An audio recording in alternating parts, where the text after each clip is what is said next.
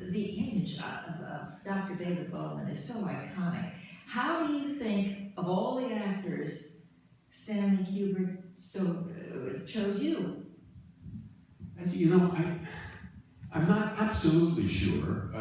I think he must have seen some of my films. The 3 films I think he might have looked at. Well, first of all, I didn't know I was being considered.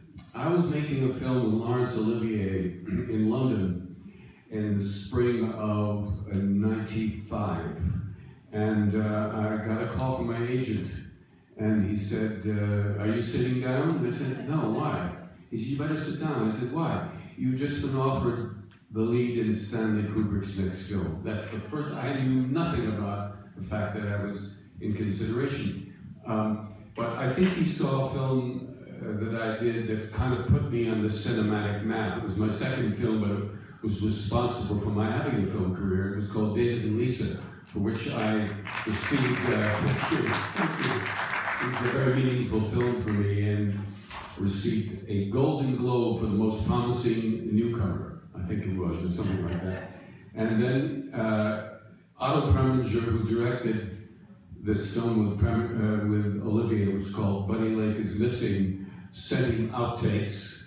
And then I think he also looked at a film, I did a war film with Jack Warden called The Thin Red Line, the first version, and I think he looked at that. So that may have been, but I gotta tell you, thinking about the roles that I played, I can't see how he chose me just based on those films. But, well, he was obviously a visionary, there's no question about it. You said that you had always admired him. What was it like working with him? you know, some people have heard that he was difficult. He was not difficult. Otto Preminger was difficult. But Kubrick never raised his voice. He was always calm. And you were aware, at least I was, that you were in the presence of genius.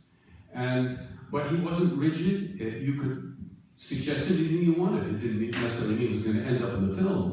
But he was very open to ideas. I think only one of my ideas actually ended up in the film, and that was a very minor thing that at the end of the film where my aged character is eating and reaches out for something and then knocks the glass on the floor.